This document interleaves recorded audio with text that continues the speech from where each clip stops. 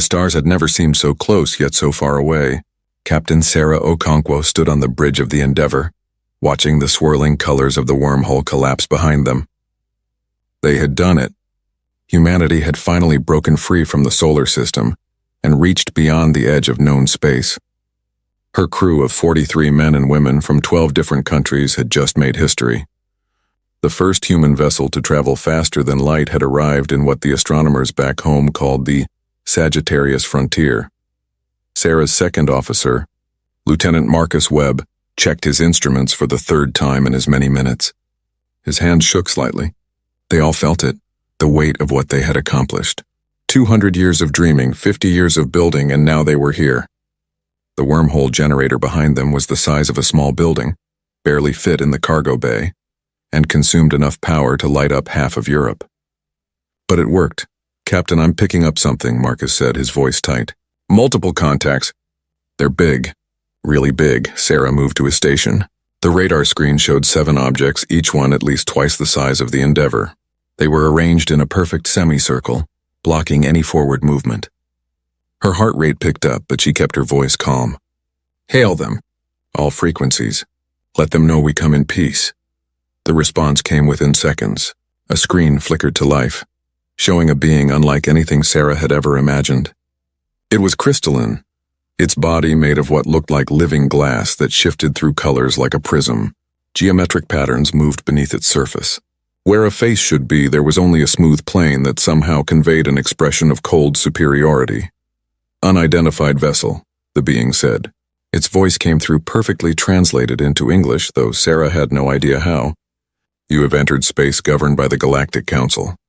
By Protocol 773, all newcomer species must submit to immediate technological evaluation. Power down your propulsion systems and prepare to be boarded." Sarah exchanged glances with Marcus. They had prepared for first contact, run simulations, studied every possibility. But being ordered around within minutes of arrival had not been in the script. Still, they had come here to make friends, not enemies. She took a breath and nodded to her communications officer. "This is Captain Sarah Okonkwo of the human vessel Endeavour, representing the United Earth Coalition. We acknowledge your authority and will comply with your protocols. We welcome the chance to meet you." The crystalline being's surface rippled. Sarah thought it might have been amusement, but she could not be sure. "How diplomatic."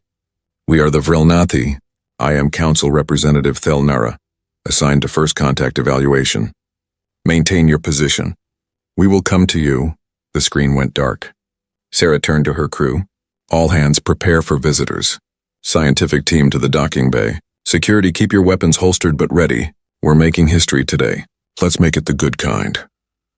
30 minutes later, Sarah stood in the main corridor as the airlock hissed open. Thelnara entered first, followed by 2 other aliens. One looked like a floating jellyfish made of purple energy, its tendrils drifting in a non-existent current. The other was roughly humanoid but covered in silver fur with 3 eyes arranged in a triangle on its face. Behind them came what looked like robots carrying scanning equipment. "Welcome aboard the Endeavour," Sarah said, extending her hand in the traditional human greeting. Thelnara looked at her hand as if she had offered it a dead fish. "We do not engage in fluid transfer rituals," Thelnara said. "I am here with Evaluator Sorlen of the Sorani Collective and Technician Grex of the Haltorian Republic. We will inspect your vessel and catalog your technological level. This is standard procedure for all species seeking council recognition." Sarah lowered her hand, feeling her cheeks warm with embarrassment. She covered it by gesturing down the corridor. "Of course. Our chief engineer, Dr. James Rodriguez, will show you our systems. We've prepared full documentation of our capabilities." The inspection took 6 hours. Sarah followed the evaluation team through the ship, watching as they scanned everything from the fusion reactors to the life support systems. Dr. Rodriguez explained each system with pride, detailing how humanity had overcome countless obstacles to reach the stars. The team listened in silence, making notes on devices that floated in the air beside them. When they reached the weapons bay, Sarah noticed Thelnara's surface shift to a darker shade. The Vrilnati moved closer to the mounted railgun, a massive electromagnetic accelerator capable of launching a tungsten slug at 30 kilometers per second. It was humanity's pride, a weapon that could punch through asteroids and defend the ship from debris or threats. "What is this?" Thelnara asked. That's our primary defensive weapon, Dr. Rodriguez said, patting the railgun's housing. It's an electromagnetic mass accelerator. We call it a railgun. It uses magnetic fields to launch a projectile at extremely high speeds. This model can fire a 2-kilogram slug at roughly 30,000 meters per second. The kinetic energy alone is devastating. The jellyfish alien, Sorlen, pulsed a bright purple. Sarah had learned that meant surprise or shock in their species. You use kinetic projectiles? Physical matter launched through space? Yes, Rodriguez said, looking confused. It's very effective. We've tested it extensively. The impact force is equivalent to several tons of conventional explosives. And there's no radiation or energy signature to detect before impact. Thelnara turned to face Sarah. You wage war by throwing metal at your enemies? Sarah felt a chill run down her spine. The way Thelnara said it made it sound primitive, barbaric. We've only ever used these weapons in tests and simulations. Humanity hasn't engaged in warfare for nearly 60 years. These are purely defensive. Defensive, Thelnara repeated. The word sounded like an insult. I see. Continue the inspection. The mood grew colder as they moved through the ship. When Rodriguez showed them the nuclear warheads kept in secure storage, Thelnara actually recoiled. The technician Grex made a chittering sound that the translator rendered as disgust. You still use fission weapons?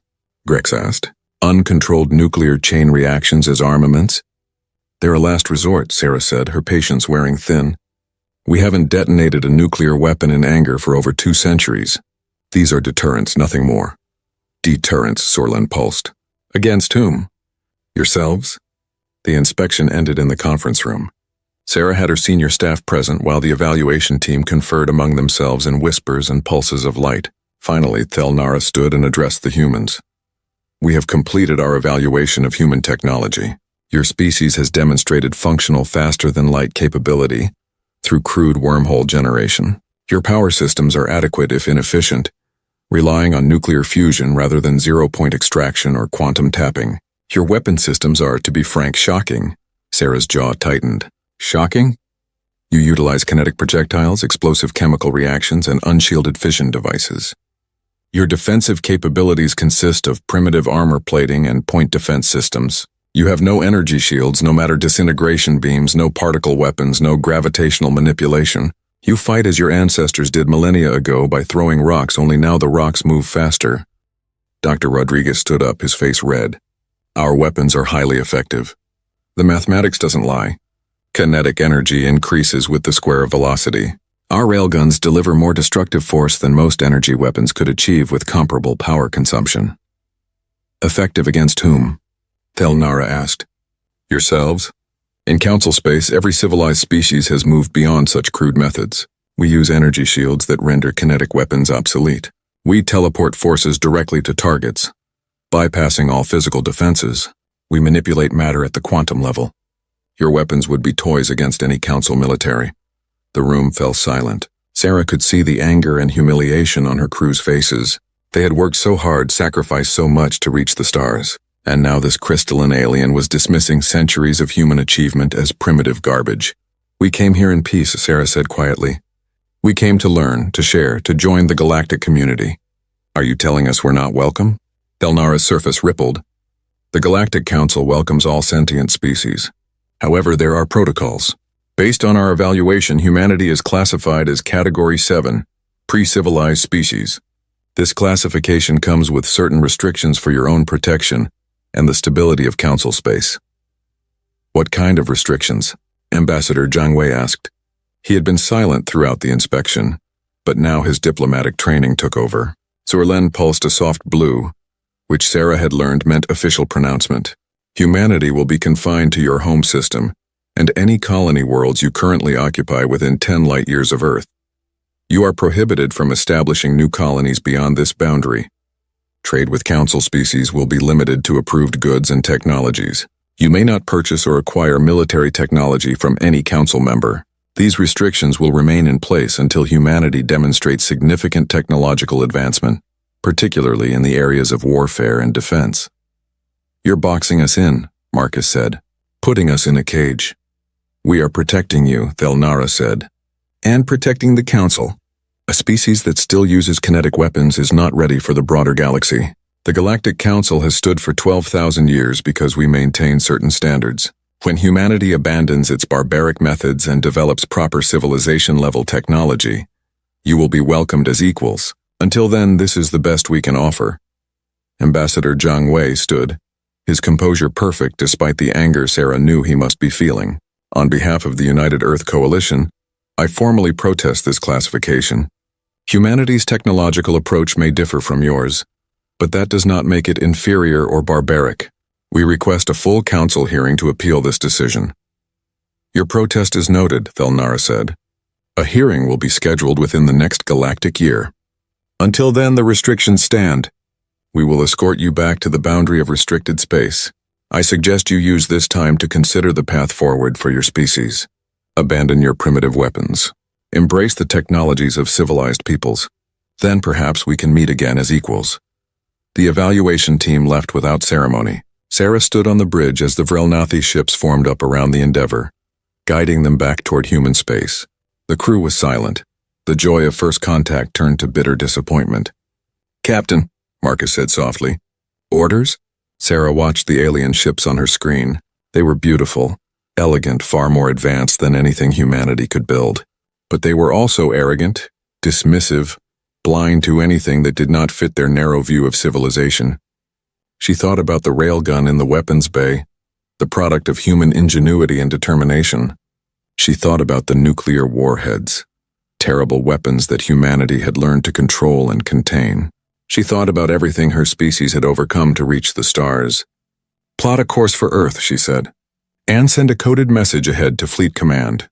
Tell them we made contact, tell them it didn't go well, and tell them we need to be ready for anything." "Ready for what?" Marcus asked. Sarah's reflection stared back at her from the dark screen. "For the day we prove them wrong. For the day we show them that humanity's way of reaching for the stars is just as valid as theirs. And for the day they realize that calling our weapons primitive doesn't make them any less dangerous." The Endeavor turned toward home, carrying news that would change humanity forever. Behind them, the Council ships dispersed, their mission complete. In the vast stations and worlds of Council space, humanity became a footnote, a curious species too backward to matter. The Vrelnathi filed their report and moved on to other concerns. The Serani returned to their meditation pools. The Haltorians went back to their laboratories. None of them considered that dismissing humanity might be a mistake. None of them wondered what a species that had survived by fighting with rocks and fire might do when told their weapons were obsolete. None of them asked what would happen when humanity decided to prove the Council wrong. That question would be answered soon enough. But first, humanity had work to do. They had been called primitive, barbaric, pre-civilized. They had been caged and restricted and dismissed. Sarah knew her species well enough to predict what would come next. Humanity did not respond well to being told they could not do something. The galaxy was about to learn that lesson the hard way. 5 years changed everything. The humiliation of first contact had burned through humanity like wildfire. Every nation, every colony, every person who heard the story of how the Galactic Council had dismissed humanity as primitive felt the same anger, the same determination. Earth's factories ran around the clock. Research stations from Luna to Europa worked on projects that would have seemed impossible just a decade before. Humanity was preparing for something, though no one would say exactly what. The 3 colony worlds beyond Earth flourished. New Terra, with its Earth-like climate and breathable atmosphere, now held 3 million souls. Olympus Station, orbiting a gas giant rich in helium-3, had grown from a mining outpost to a thriving industrial center. Kepler 442b, the furthest colony at 9.8 light-years from Earth, was humanity's agricultural jewel, feeding the growing population scattered across the stars. Fleet Admiral James Kowalski stood on the observation deck of the Tycho station, watching the construction yards below. 43 warships were under construction, each one larger and more heavily armed than the Endeavor. The Council had restricted humanity to 10 light-years from Earth. They had said nothing about building up defenses within that sphere. Humanity had taken full advantage of that loophole. "Admiral, we have an urgent transmission from New Terra," his aide said. "It's Governor Chen. She says it's Priority Alpha." Kowalski felt his stomach drop. Priority Alpha meant only one thing: attack. He hurried to the communications center, his mind racing through scenarios. Pirates? Some rogue faction from Council space? An accident? Governor Chen's face appeared on the screen, and Kowalski knew immediately it was worse than he had imagined. She was in a combat bunker, alarms wailing in the background, her usually calm face pale and tight with stress. Admiral, we're under attack. Alien forces have appeared in orbit. They didn't come through any wormhole or jump point. They just appeared. Thousands of them. They're teleporting down to the surface right now. What species? Kowalski demanded. Identify them. They're insectoid, 8-limbed, about 2 meters tall. Chitinous armor, mandibles, compound eyes. They're not Council species we recognize. Wait, we're getting a transmission. The screen split. A creature appeared that made Kowalski's skin crawl. It was indeed insectoid, but massive, its carapace covered in scarred armor plates. Its mandibles clicked as it spoke, the translator rendering its words in cold mechanical tones. Humans of New Terra, I am War Prime Zizek Thak of the Kresh Dominion. Your world is now property of the Kresh. You have 1 cycle to evacuate all personnel and resources. Any resistance will be met with immediate extermination. Your species is weak, your territory undefended. The Council has declared you unworthy of protection. We claim what is ours by right of strength. The transmission ended. Governor Chen's face filled the screen again. Admiral, they're landing everywhere. 40,000 of them at least, maybe more. They have energy weapons, personal shields, and they're teleporting in faster than we can respond. Our PDF forces are engaging, but the weapons aren't working like they should. The energy beams are cutting through our armor like paper. Kowalski's mind raced. 40,000 enemy troops with teleportation and energy weapons against a planetary defense force of maybe 5,000, equipped with conventional arms. It should be a massacre, should be. Governor, deploy Contingency 7. Everything we've been preparing. Don't hold anything back. Chen's eyes widened. Everything? Are you sure? The Council said our weapons were primitive. Let's see how primitive they really are. I'm sending the 3rd Fleet. They'll be there in 8 hours. Hold until then. Understood. New Terra out. Kowalski turned to his staff. Battle stations. Deploy the 3rd Fleet to New Terra immediately. Send a message to Earth. The Kresh Dominion has declared war on humanity. Request authorization for unrestricted engagement. The answer came back in 3 minutes. It was short. Authorized. Show them what humans can do. On New Terra, Colonel Marcus Webb stood in the command center of Firebase Delta, watching the tactical display with grim satisfaction. Yes, the same Marcus Webb who had served on the Endeavor 5 years ago. He had transferred to the Colonial Defense Force specifically for moments like this. The Kresh were learning that humanity's primitive weapons had some advantages the Council had never considered. The Kresh troops materialized in precise formations, their teleportation technology allowing them to bypass all conventional defenses. They wore personal energy shields, shimmering fields designed to absorb and dissipate directed energy weapons. Against the plasma rifles and laser cannons of Council species, those shields were nearly impenetrable. Against a hypersonic tungsten slug traveling at 30,000 meters per second, they were useless. The railgun emplacements opened fire. The Kresh never heard the shots coming. Kinetic weapons had no energy signature, no particle beam to detect, no charging cycle to warn of incoming fire. Just solid metal moving faster than sound, faster than most sensors could track. The tungsten slugs tore through the Kresh shields as if they were not there because the shields were designed for energy, not mass. The first volley killed 300 Kresh in the opening seconds. Their shields sparked and failed, their armor crumpled like tin foil, and their bodies were reduced to pulp by the kinetic impacts. The survivors scattered, their compound eyes wide with shock. Target the concentrations, Marcus ordered. Don't let them regroup. Missile batteries fire at will. The missiles were another surprise. Humanity had refined chemical propulsion to an art form over centuries. The missiles were not guided by sophisticated AI or quantum targeting systems. They were dumb rockets with heavy explosive payloads and a simple guidance system. But they were fast, numerous, and the Kresh teleportation jammers could not stop them because there was nothing to jam. The missiles did not care about shield frequencies or energy signatures. They just exploded. Across the planet, the pattern repeated. The Kresh would teleport in, confident in their superiority. The railguns would open fire, shredding their formations. The missiles would follow up, destroying anything that survived. When Kresh troops tried to take cover in buildings, Humanity deployed its oldest weapon, artillery. Massive shells arced through the air and smashed into crash positions, bringing down entire structures. War Prime Zyziexthak watched from his command ship in orbit, his mandibles clicking in agitation. What is happening? Why are our shields failing? His technician, a smaller Kresh with lighter chitin, worked frantically at his console. The humans are not using energy weapons. They are using kinetic projectiles, solid matter accelerated to extreme speeds. Our shields cannot stop them because there is no energy to dissipate. That is impossible. No civilized species uses such crude weapons. The Council assured us the humans were primitive, weak, unable to defend themselves. The Council was correct about one thing, War Prime. The humans are primitive, but primitive does not mean ineffective. Zixthak slammed his forelimbs on the console. Deploy more troops, overwhelm them with numbers. We committed 40,000 warriors to this attack. Use them all. But the numbers were already turning against the Kresh. Every minute more Kresh fell to railgun fire, missile strikes, and artillery barrages. The humans had another advantage the Kresh had not anticipated: experience.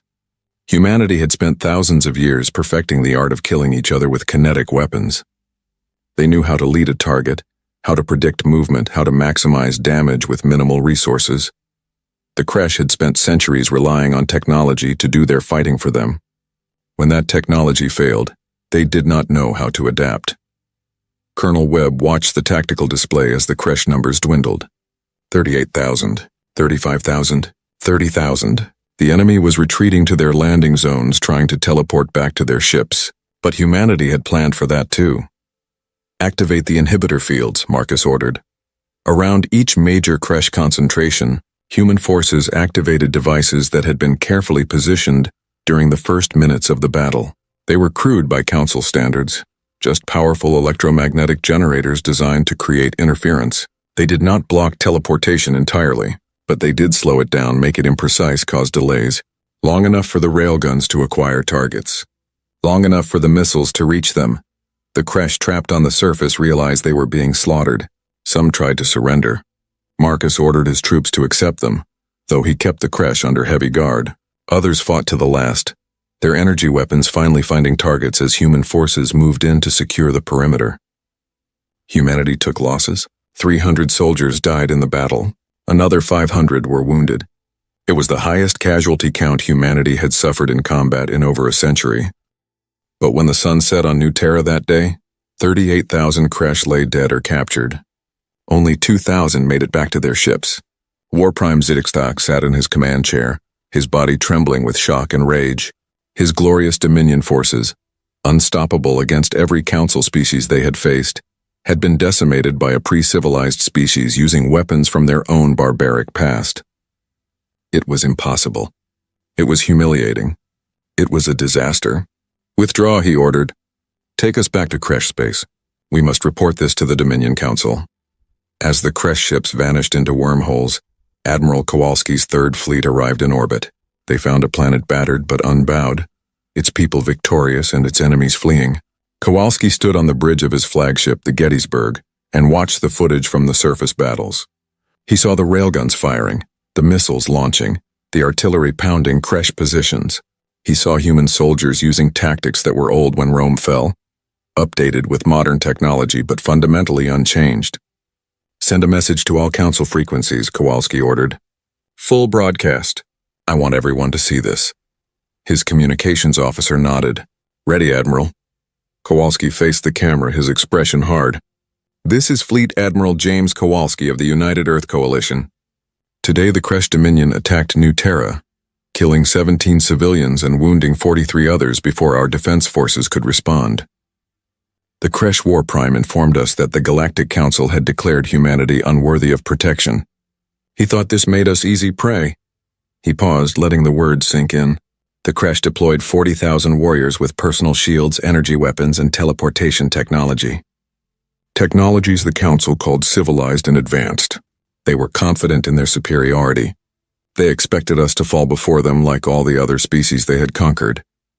Another pause. The bridge was silent, every eye on their admiral. The Kresh lost 38,000 warriors in 47 minutes.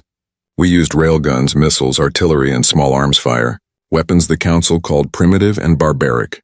Weapons the Council said were obsolete. The Kresh survivors are fleeing back to their space, and we have 2,000 prisoners who will tell their people what happened here today. Kowalski leaned closer to the camera. So let me be very clear to the Galactic Council and any other species watching this. You told us our weapons were primitive. You called us barbaric and pre-civilized. You restricted us to our own space because you thought we were weak. You were wrong. Our weapons work just fine. Kinetic weapons do not care about energy shields. Missiles do not care about teleportation jammers. Artillery does not care about advanced sensors. And human determination does not care about your classifications. He straightened. The Kresh learned this today. We hope it is a lesson others will remember. Humanity does not seek war. We came to the stars in peace. But we will defend our worlds, our people, and our right to exist. With railguns, missiles, and any other weapon we deem necessary. If that makes us primitive in your eyes, so be it. We will be primitive and alive rather than civilized and conquered. The transmission ended. Across Council space, on 1,000 worlds and 1,000,000 ships, aliens watched the footage of the Battle of New Terra.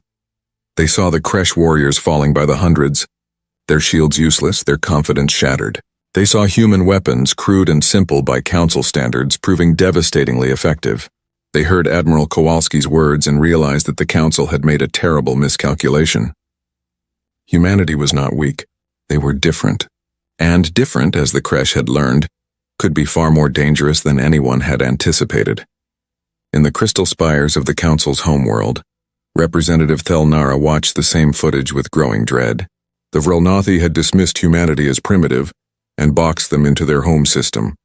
Now that boxed species had just defeated one of the galaxy's most aggressive military powers, using the exact weapons the Council had mocked. We may have made an error, Thelnara said to the Council chamber. The humans are more formidable than we assessed. Council Arbiter Velmoth, an ancient being of pure energy, pulsed with what might have been agreement or reproach.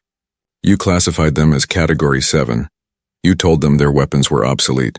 You restricted their expansion and offered them no path forward except to abandon their methods and adopt ours.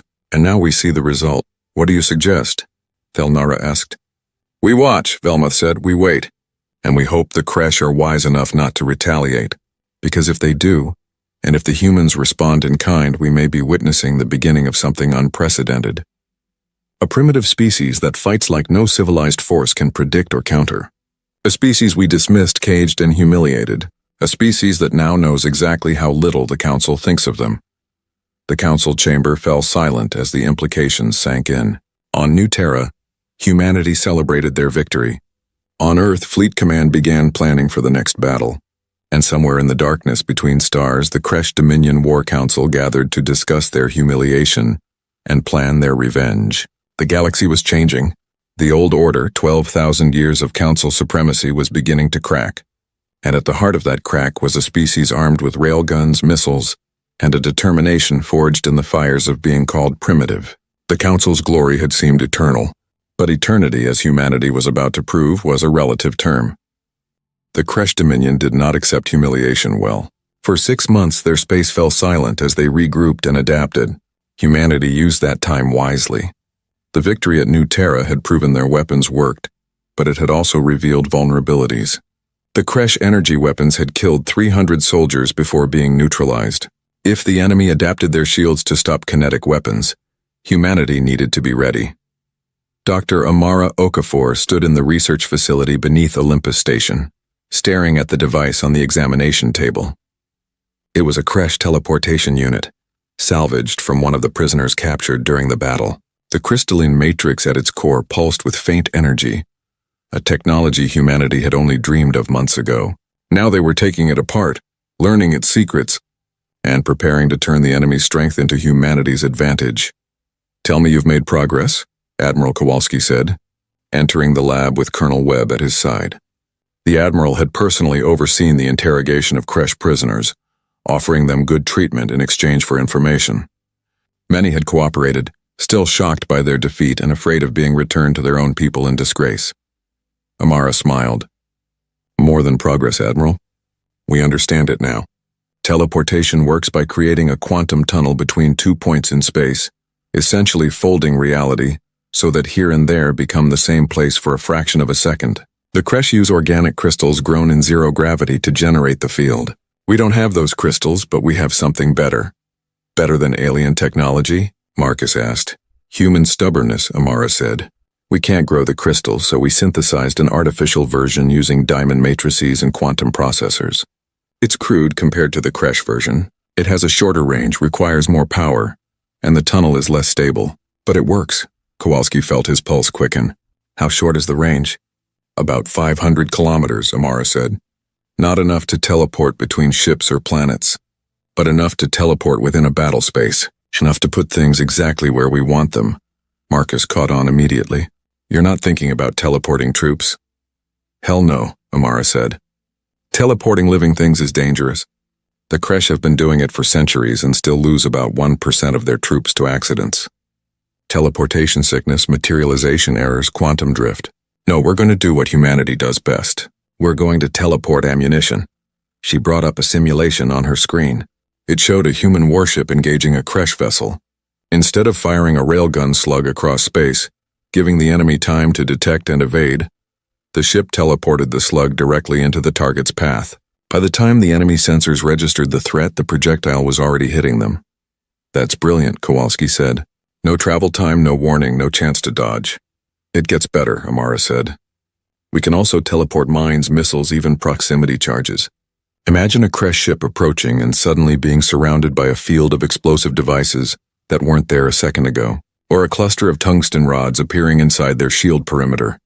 Too close for the shields to activate in time. Can we manufacture these teleporters quickly enough? Kowalski asked. Because I have a feeling we're going to need them soon. As if on cue, the facility's alarm system activated. A lieutenant burst into the lab. Admiral, we have multiple wormhole signatures appearing throughout the system. It's the Kresh. They're back and they brought a lot more ships. The Battle of Olympus Station began 3 hours later. War Prime Zizekthak had returned with 200 warships and 500,000 warriors, 10 times the force that had attacked New Terra. This time, the Kresh came prepared. Their intelligence indicated that human kinetic weapons bypassed energy shields, so they had adapted. Every Kresh soldier now wore layered armor plates designed specifically to stop high-velocity projectiles. Their ships had been fitted with additional armor and point defense systems calibrated to intercept railgun slugs. This time, humans die, Zexthak announced to his fleet. We have adapted to their primitive weapons. Our shields now incorporate particle fields that will slow and stop their projectiles. We will not be caught unprepared again. Olympus Station holds 2 million humans and the industrial capacity to arm their entire species. We will capture or destroy it. For the Dominion!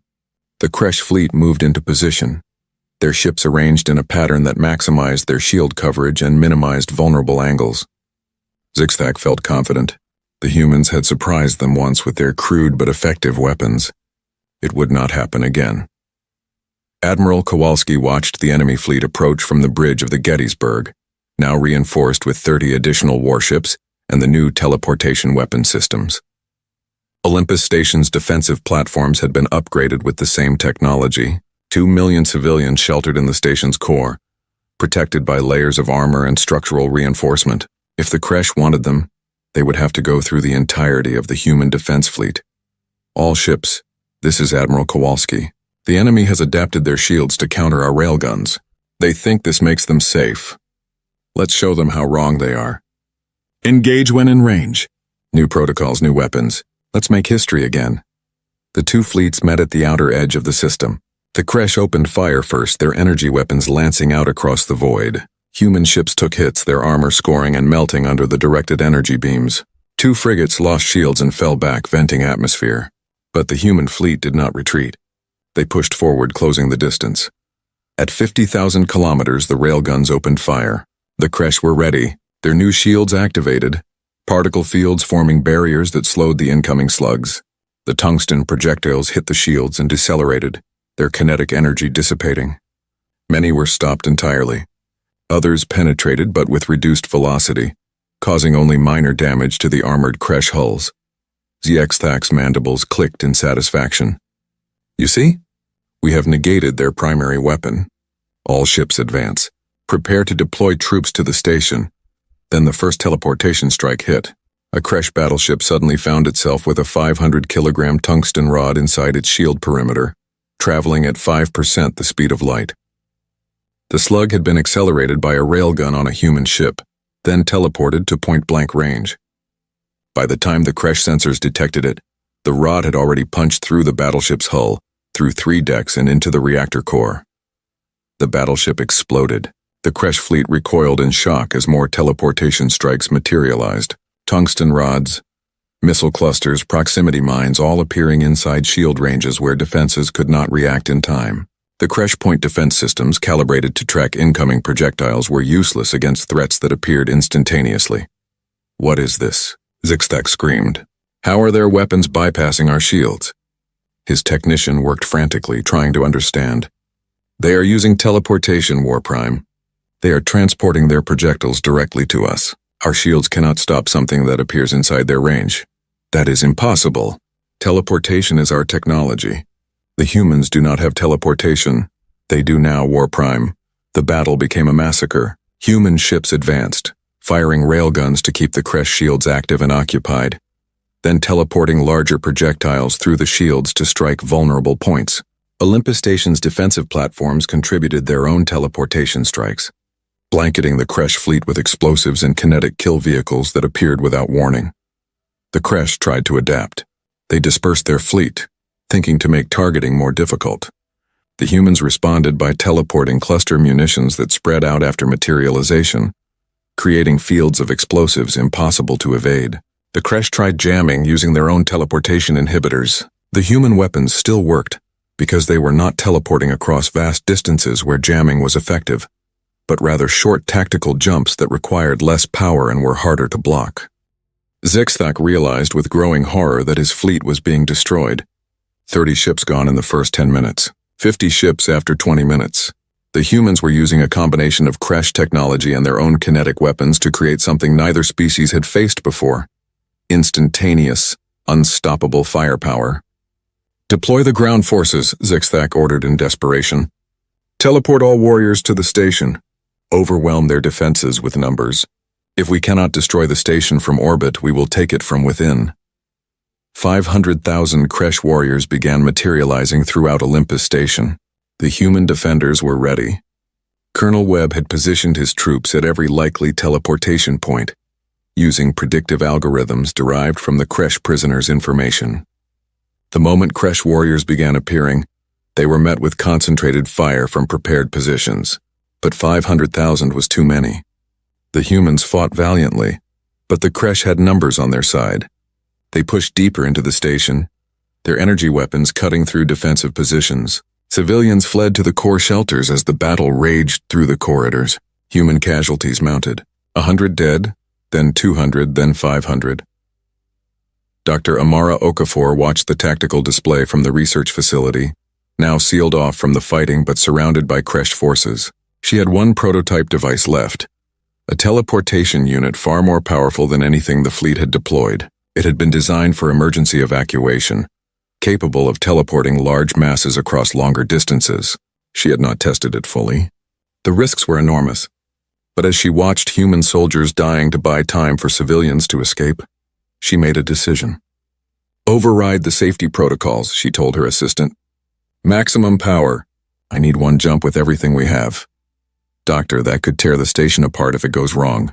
If it goes right, it could save everyone. Do it." She plotted the coordinates carefully, targeting the largest concentration of Kresh forces in the station's main concourse, where 10,000 warriors had gathered, preparing to push into the civilian shelters. The teleportation matrix hummed to life, drawing power from the station's core reactor. Amara entered the final command and prayed to God she was not sure she believed in. In the Tycho station construction yards, a 500-ton tungsten cylinder designed as ballast for a new warship suddenly vanished. It reappeared in the exact center of the Kresh concentration on Olympus Station, traveling at terminal velocity, despite having been stationary a moment before. The laws of conservation of momentum briefly broke down in the quantum tunnel, and the result was catastrophic. The impact vaporized everything within 100 meters. The shockwave propagated through the concourse, killing or stunning every Kresh warrior in the area. The station's structure groaned but held, the reinforced construction absorbing the impact that would have destroyed a lesser facility. 10,000 Kresh died instantly. The survivors, scattered throughout the station, realized they had lost their numerical advantage and began retreating to their teleportation points. In orbit, Admiral Kowalski saw the Kresh fleet beginning to withdraw, their ground forces evacuating in disarray. He did not let them go easily. The human fleet pursued, teleporting mines into the retreat path, forcing the Kresh ships to scatter and exposing their engines to railgun fire. By the time the last Kresh vessel jumped to wormhole transit, only 89 ships remained of the 200 that had attacked. The Gettysburg's bridge erupted in cheers. They had done it again.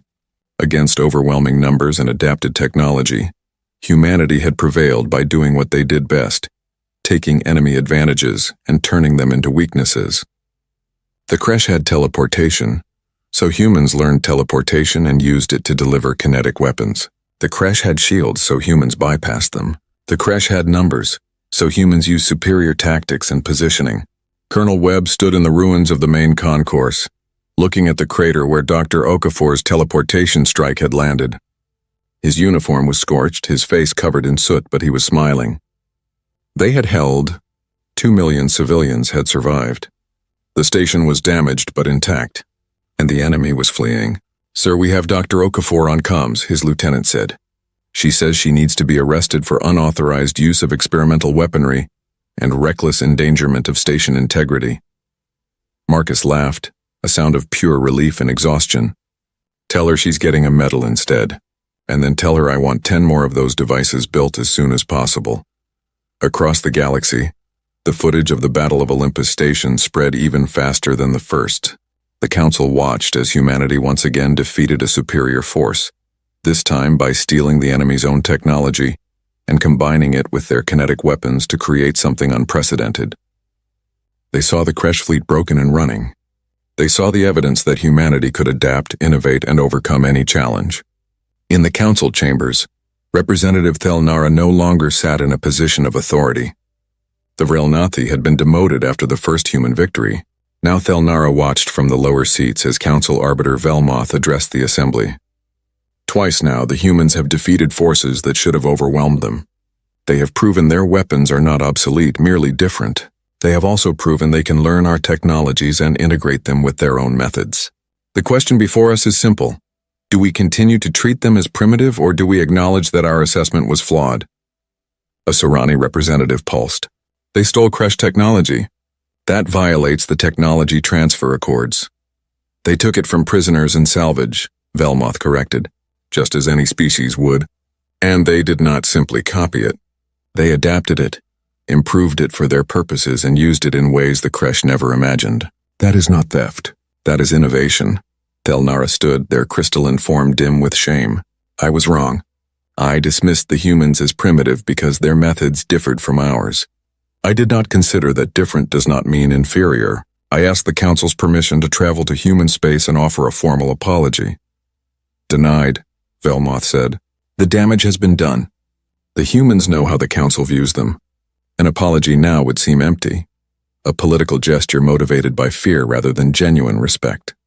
No, we will watch and wait, and when the humans are ready, when they have proven themselves beyond any doubt, then we will approach them as equals, not before."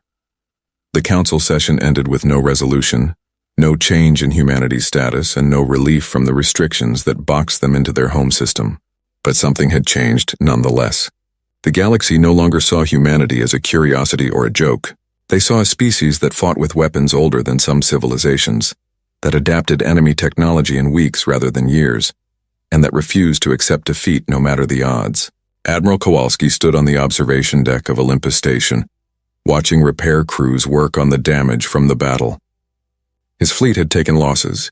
7 ships destroyed, 15 damaged, 1,500 soldiers dead, 4,000 wounded. But they had won. The Kresh had learned that adapting to human weapons only meant humans would find new ways to make those weapons effective. "Admiral, message from Fleet Command," his aide said. "The Kresh Dominion has officially requested a ceasefire and negotiations.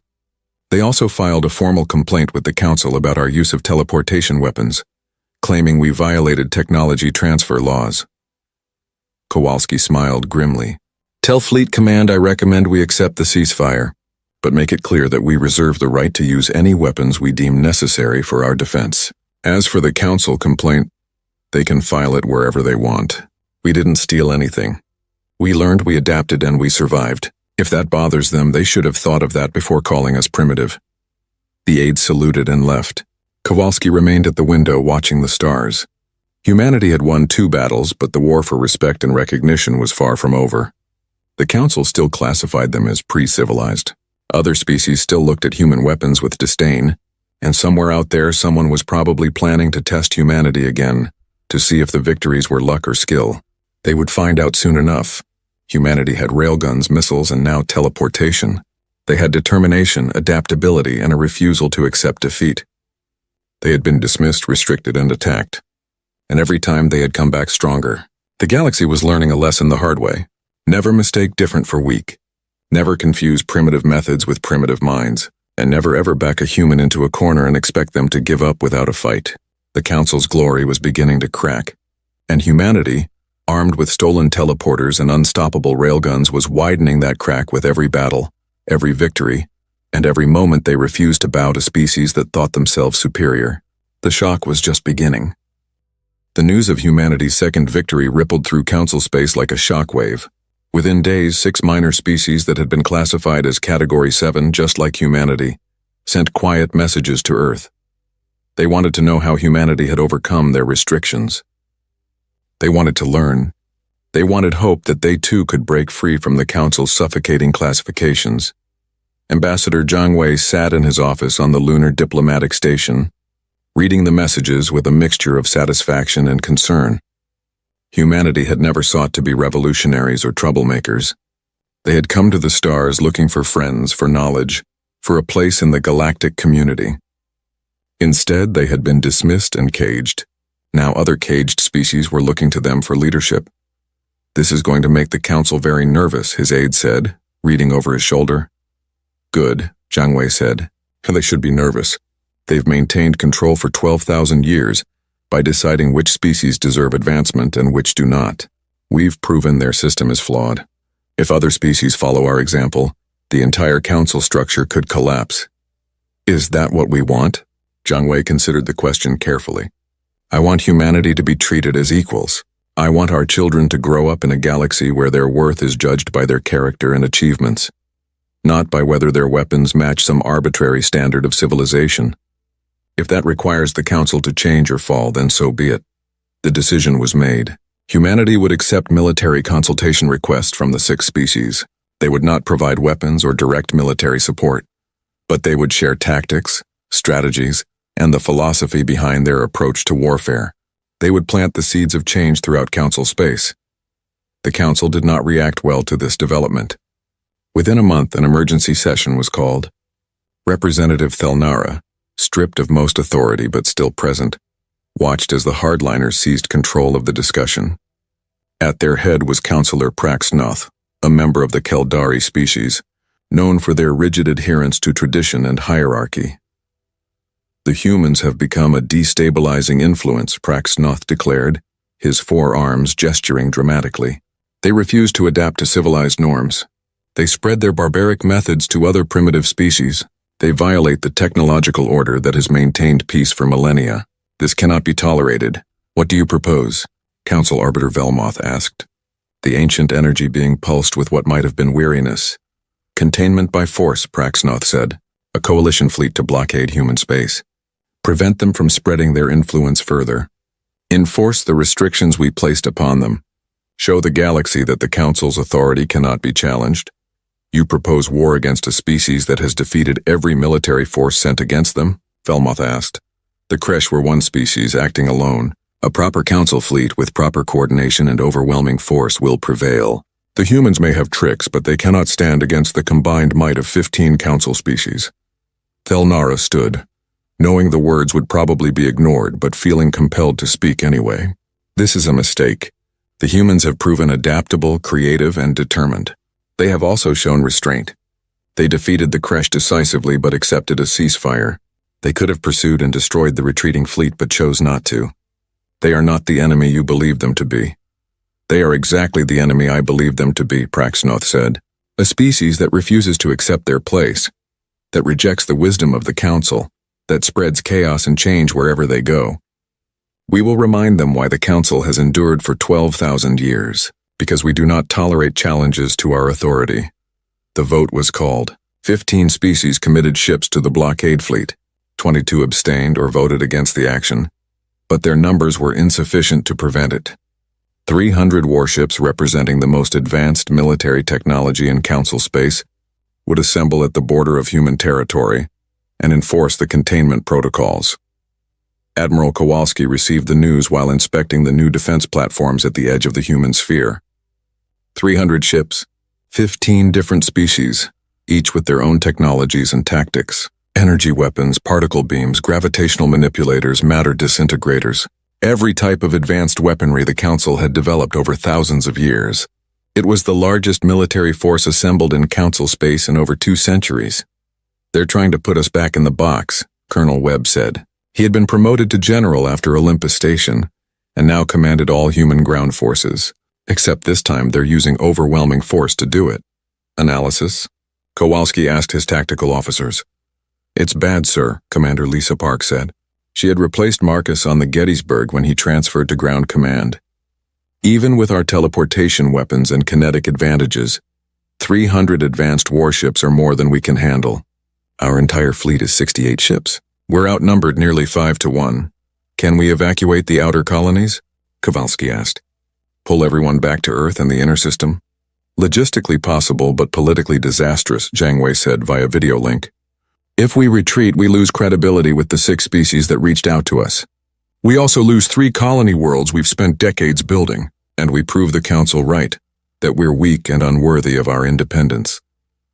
Kowalski studied the tactical displays, running scenarios through his mind. Every simulation came back with the same result: defeat. The human fleet would be destroyed, the colonies would be blockaded or captured, and humanity would be forced back into Category 7 status, with even stricter restrictions, unless they found an edge, something the Council did not expect. "We need to make them not want to fight us," Kowalski said suddenly. "We can't win a straight battle, but we can make the cost of victory so high that they decide it's not worth it." "How?" General Webb asked. Kowalski smiled, but there was no humor in it. "We use every dirty trick humanity ever invented. We fight the way our ancestors fought when they were outnumbered and outgunned. We make them remember why primitive species survived long enough to reach the stars." The plan took shape over the next 3 weeks. Every available ship was refitted and rearmed.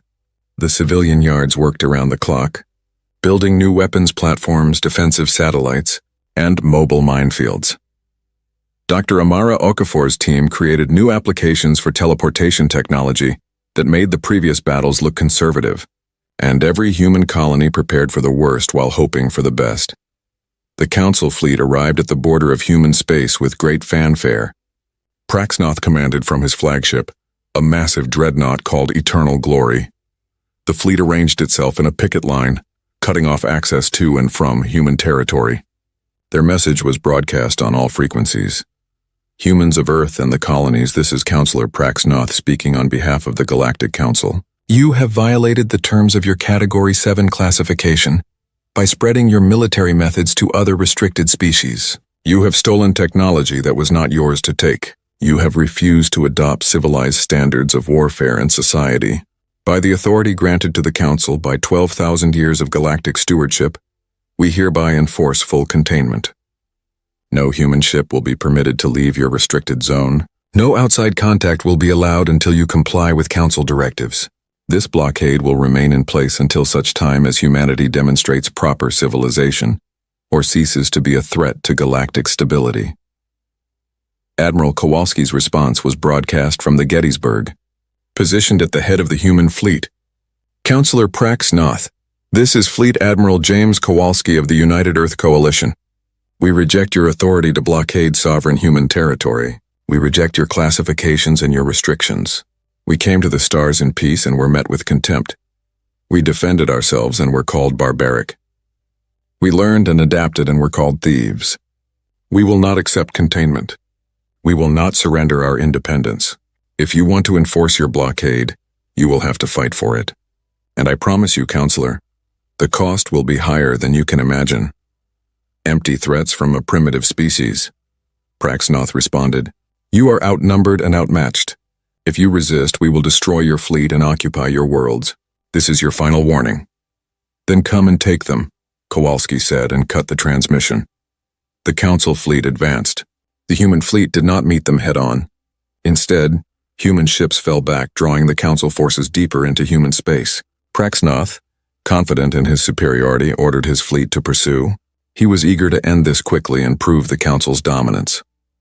The first surprise came when the Council fleet entered a region of space that seemed empty.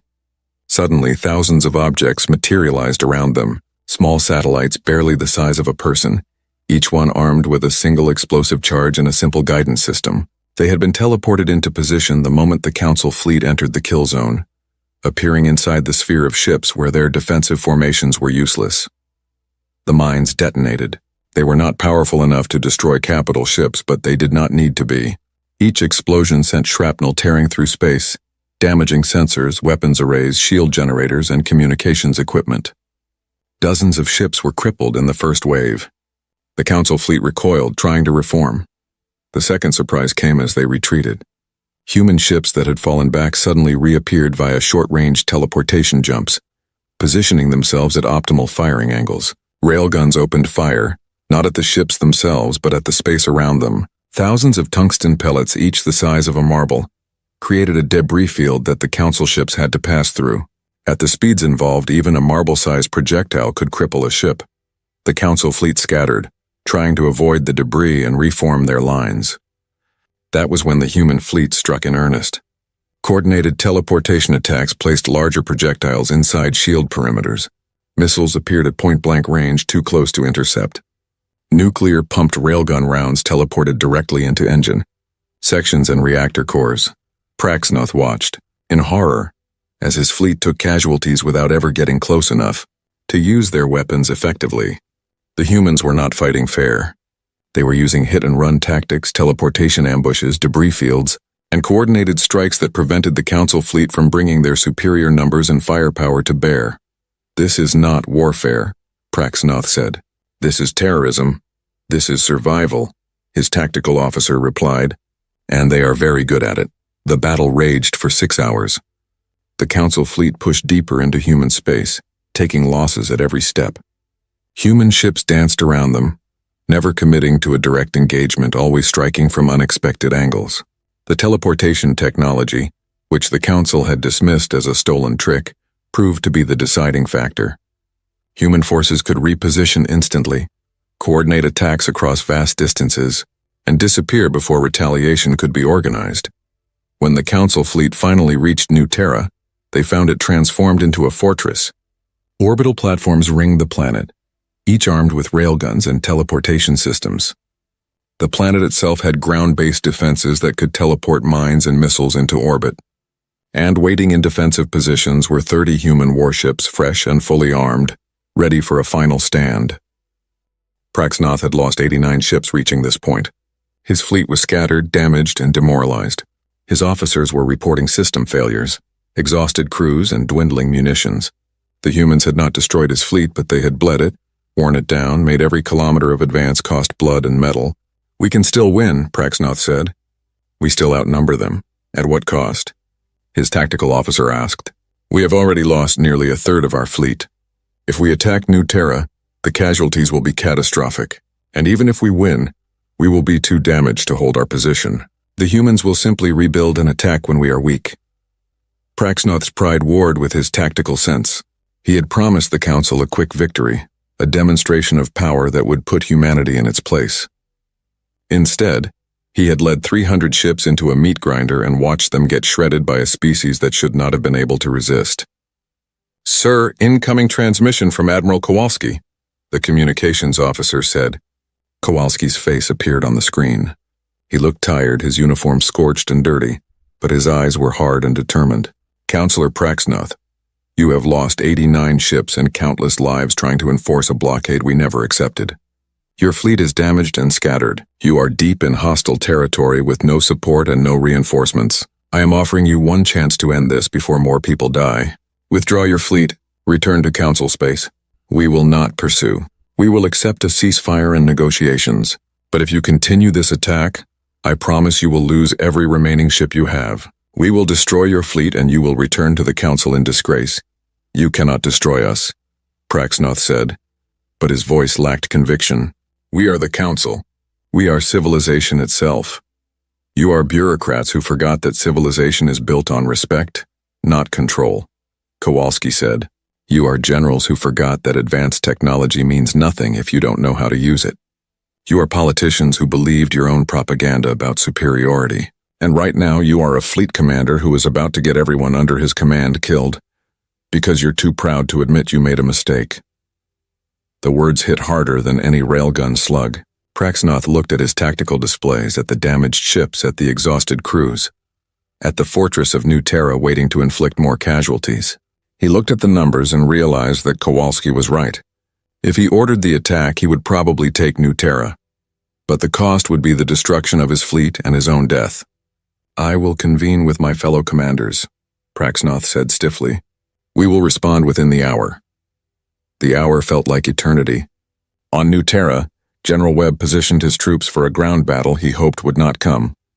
On the Gettysburg, Admiral Kowalski watched the Council fleet and prepared for one more fight. On Earth, billions of people waited to learn if diplomacy or destruction would come next. Finally, the Council fleet began to withdraw. Slowly, maintaining formation, ready to fight if attacked but clearly retreating. Praxnoth's message was brief. The Council fleet will return to neutral space to discuss terms for negotiation. This is not surrender. This is a tactical withdrawal. Call it whatever helps you sleep, Kowalski muttered, but he made sure the transmission was off. In public, he accepted the withdrawal gracefully and ordered his fleet not to pursue. The Battle of the Blockade ended without a climactic final confrontation, but its impact was far greater than any battle could have been. The Council had sent 300 ships to enforce their will on humanity. 89 had been destroyed or disabled, and the rest had retreated. The message was clear. Humanity could not be contained by force. Across Council space, the 6 species that had reached out to humanity watched and learned. 3 more species sent secret messages asking for consultation. The Category 7 classification, meant to keep primitive species in their place, was beginning to look like a cage that could not hold anyone who truly wanted to break free. In the Council chambers, Councillor Praxnoth faced censure and removal from his position. The hardliners who had supported the blockade found their authority diminished. And Council Arbiter Velmoth, who had warned against the blockade from the start, called for a special session to discuss the future of Council policy toward humanity. Representative Thelnara, watching from the lower seats, felt a strange mixture of vindication and sorrow. The Vrelnathi had been right to dismiss humanity's classification as Category 7, but they had been catastrophically wrong about why. Humanity was not primitive. They were not weak. They were simply different, and that difference had now shaken the foundations of the Council's 12,000-year dominance. The galaxy was changing. The old order was cracking, and at the center of that change was a species armed with railguns and stolen teleporters, who had proven that respect could not be granted or withheld by decree.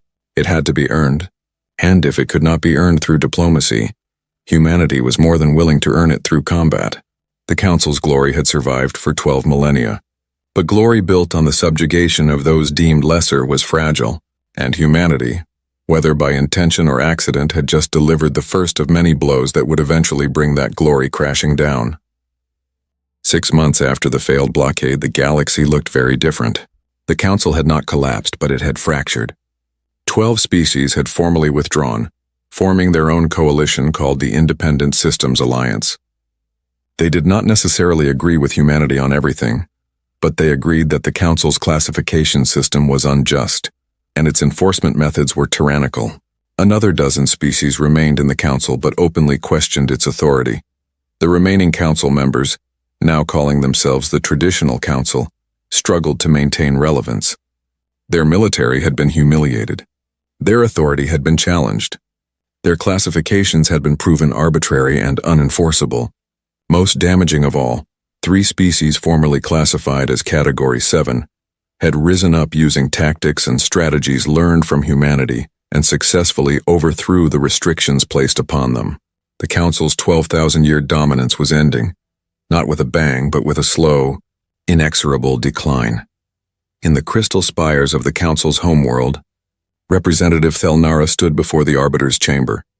The Vrelnathi had requested this private audience, knowing that what needed to be said could not be spoken in the open council. Velmoth's energy form pulsed with the deep blue that indicated serious contemplation. "You wish to speak about the humans," Velmoth said. "It was not a question." "I wish to speak about our mistakes," Thelnara said. "When I first encountered humanity, I saw only their weapons and judged them by that alone. I did not look at their history, their adaptability, their determination. I classified them as primitive and set in motion a chain of events that has destroyed the Council's unity. I was wrong, and I must make amends.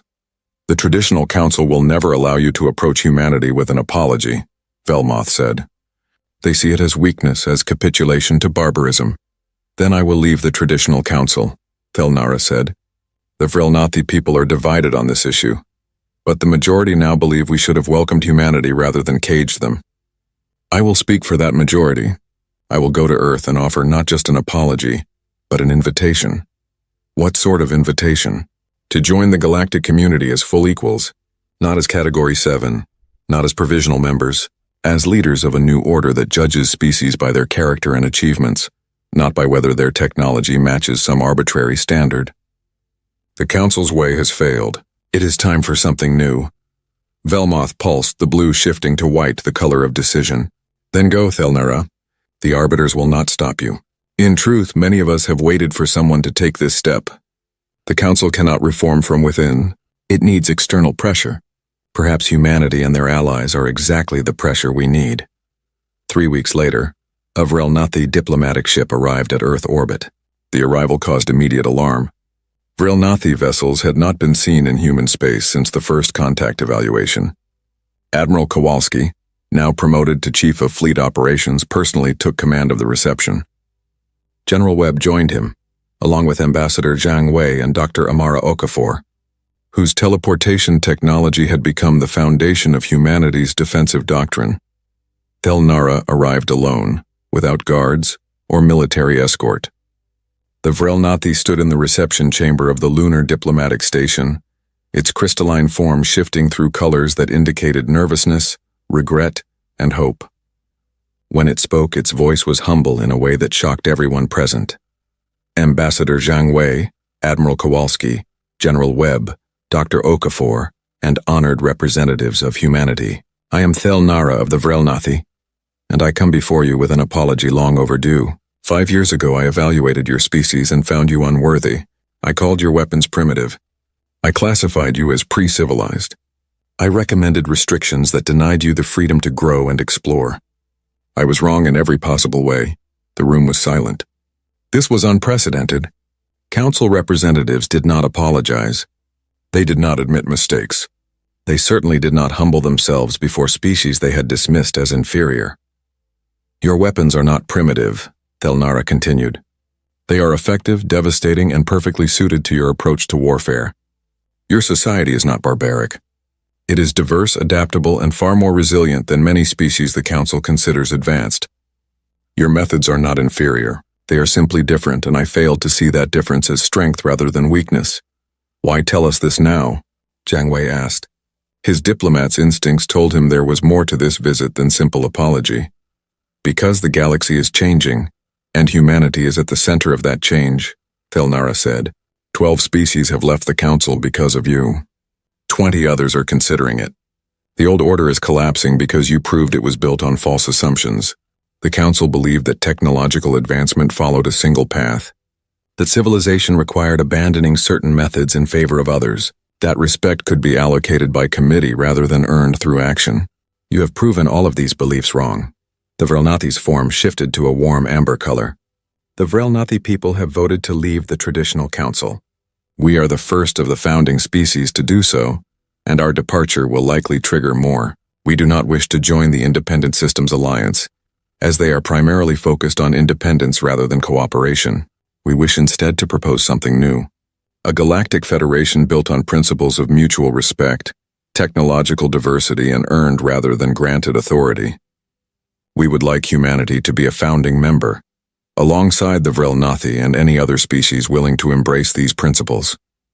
General Webb leaned over to Admiral Kowalski and whispered, "Is this a trap?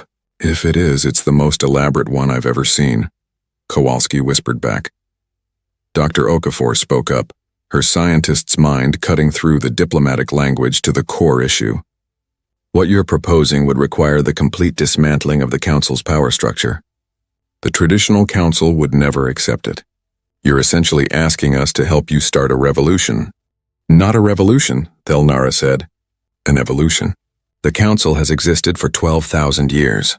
It has accomplished many good things, but it has also become rigid, hierarchical, and unable to adapt to new realities. Your arrival forced us to confront these flaws. Some species, like the traditional Council members, have chosen denial. Others, like my people, have chosen acceptance and change.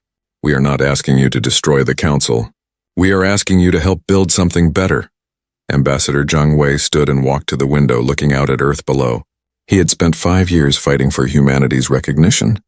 5 years of diplomatic battles, military conflicts, and constant struggle against species that thought themselves superior. Now one of those species was offering partnership, respect, and the chance to reshape galactic civilization. It felt too good to be true, which meant he needed to examine it carefully. "What would humanity gain from this arrangement?" he asked. "And please be honest. What do you need from us that you cannot get elsewhere?" Thelnara's form flickered. A color pattern Zhang Wei had learned meant respect for a difficult question.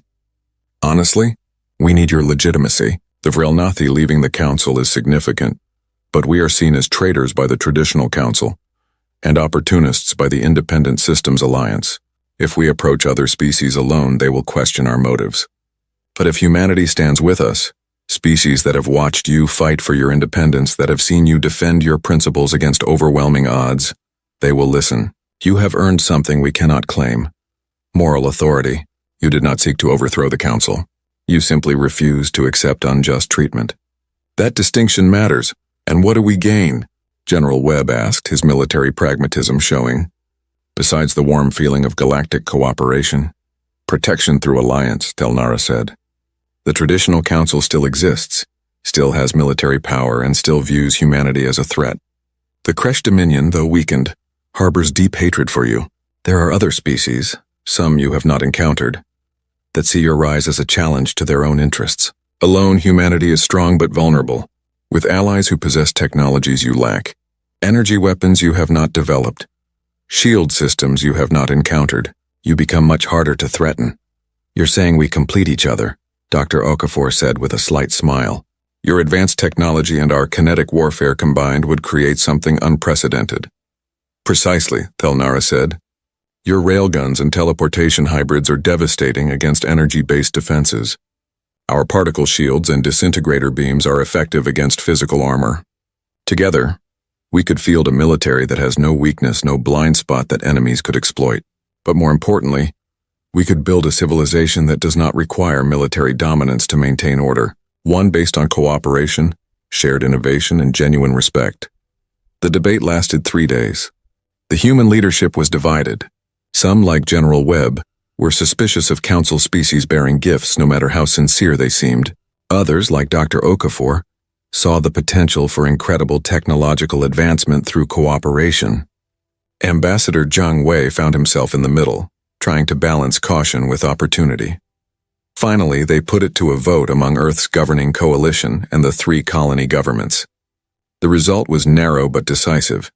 Humanity would accept the Vrelnathi proposal with conditions. There would be no hierarchical structure in the new federation. No species would have veto power over others. Technology sharing would be mutual and voluntary.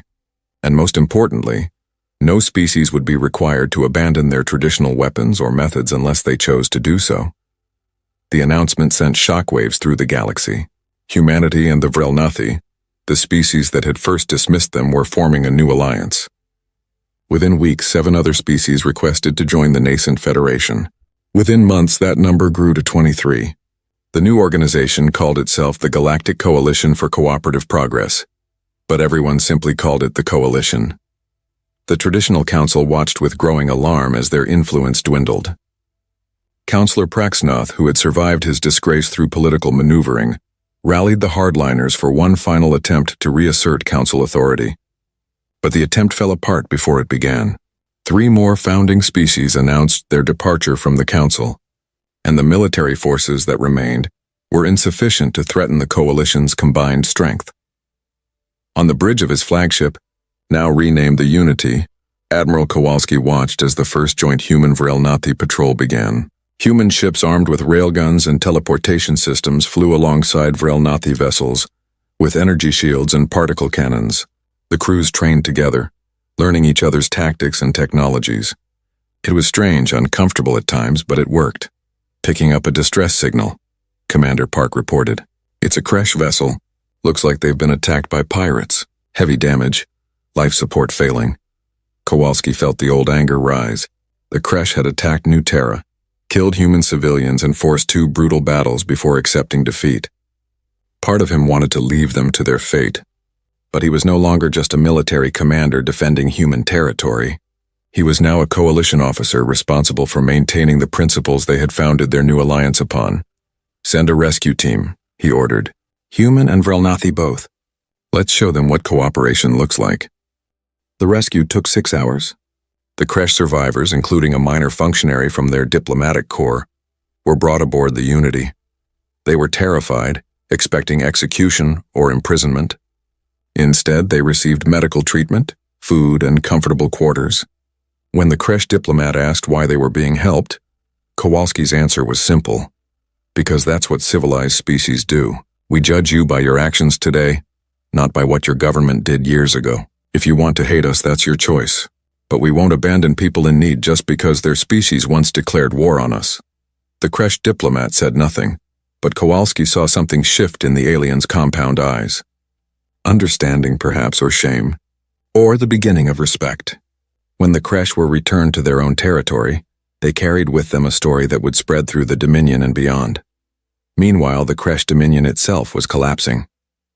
The military disasters against humanity had triggered internal strife. Reformist factions, tired of aggressive expansion and military rule, rose up against the warrior castes. Civil war erupted. The galaxy watched as one of its most feared military powers tore itself apart from within.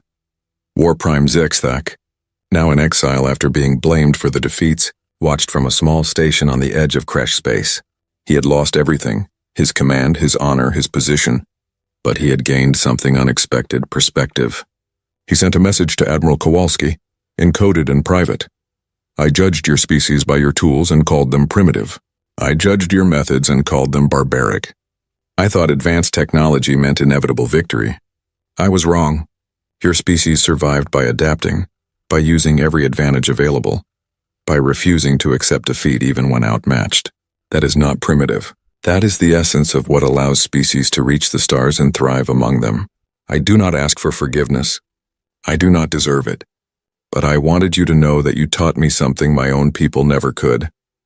That wisdom is not the same as technology, and strength is not the same as superiority. Kowalski read the message 3 times. He did not share it widely, but he did save it. Someday historians would want to know how this era had felt to those who lived through it. Gethic's words captured something essential about the transformation happening across the galaxy. 5 years after Representative Thelnara had arrived on Earth with an apology, humanity stood at the center of a galactic community of 47 species. The coalition had grown into a true federation, with joint military forces, shared research facilities, and open trade. The traditional council still existed, reduced to a mere 15 species, clinging to their old hierarchies and classifications. They posed no threat, only a reminder of what had been. The change was not without problems. Cultural conflicts arose. Some species struggled to adapt to the coalition's egalitarian structure. Others resented humanity's prominent role, seeing them as upstarts who had risen too quickly. But the problems were manageable because the system allowed for disagreement. Debate and resolution without forcing conformity. Captain Sarah Okonkwo, now an admiral herself and captain of the Endeavour II, stood on the bridge alongside her Vrelnathi co-captain, Relmora. The new ship was a marvel, incorporating technologies from a dozen species. It had human railguns and Vrelnathi energy weapons.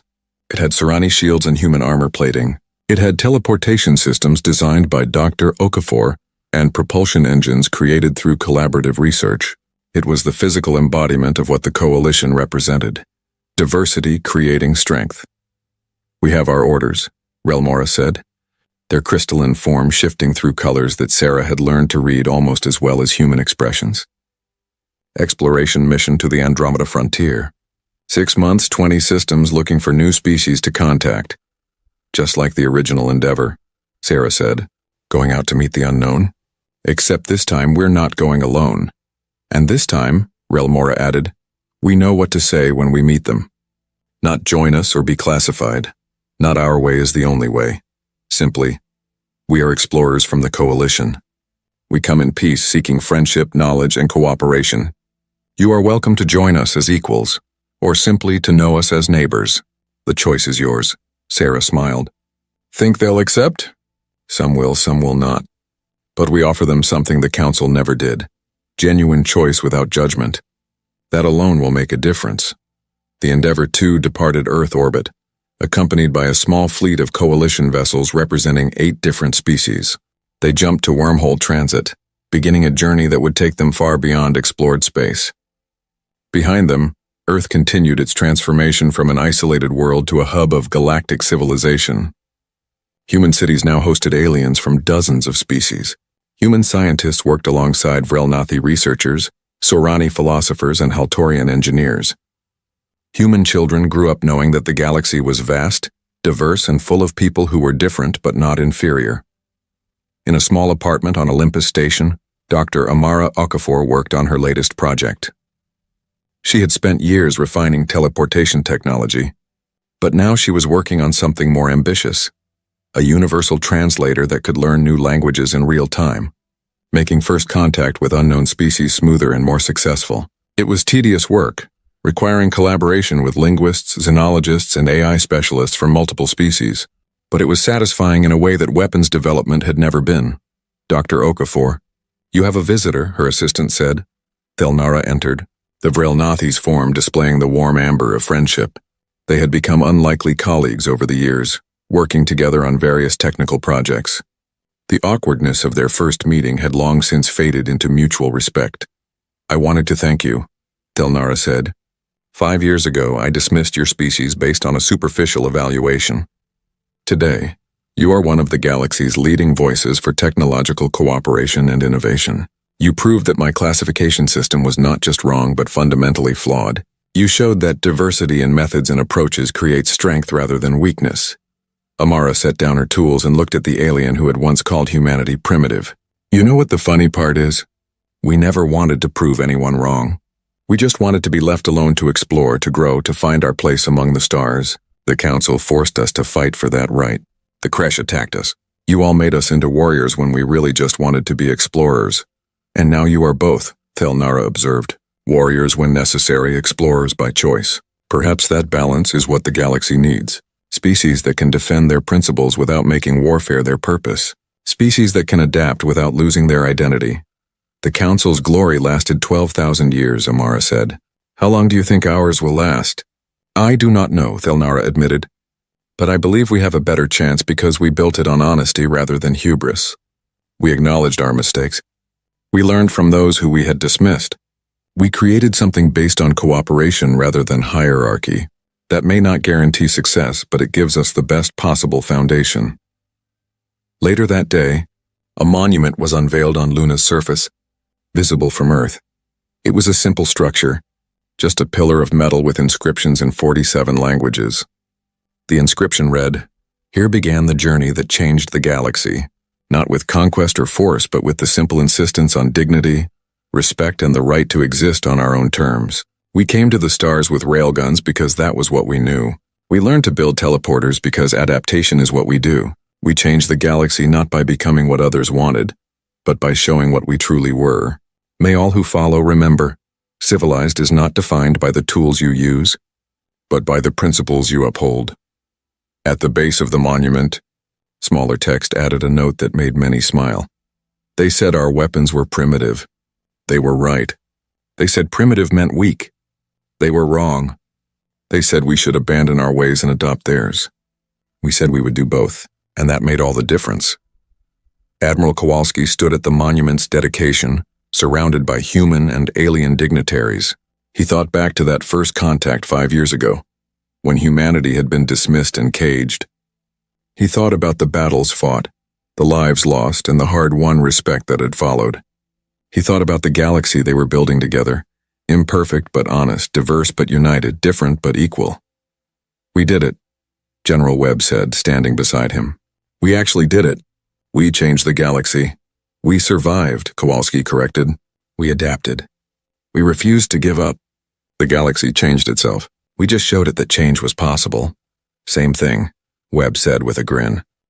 "Maybe," Kowalski admitted, "but I prefer to think of it this way. They built teleporters first because that's what made sense to them. We built railguns first because that's what made sense to us. And then we built both because that's what humans do. We take what works from everywhere, combine it with what we already know, and create something new. That's not primitive or advanced. That's just human. And finally, that's enough." The ceremony ended. The dignitaries dispersed. Life in the coalition continued, with all its complexities, conflicts, and compromises. The traditional council faded into historical irrelevance. The Kresh Dominion reformed under new leadership that sought peace rather than conquest. And humanity, the species once classified as Category 7, pre-civilized, stood as one of the founding pillars of a galactic civilization built on respect, cooperation, and the understanding that there was no single path to the stars. The Council's glory had fallen. But from its ruins, something better had emerged, something that honored diversity, celebrated difference, and recognized that civilized did not mean conforming to arbitrary standards. It meant treating all sentient beings with dignity, regardless of whether they fought with energy beams or kinetic weapons, whether they had mastered teleportation millennia ago or learned it yesterday. The galaxy had learned a hard lesson, one that cost lives, pride, and the collapse of ancient institutions. But it was a lesson worth learning. Never mistake different for inferior, never confuse advanced with superior, and never, ever underestimate a species that has survived by adapting to every challenge their harsh universe could throw at them. Humanity had come to the stars with railguns.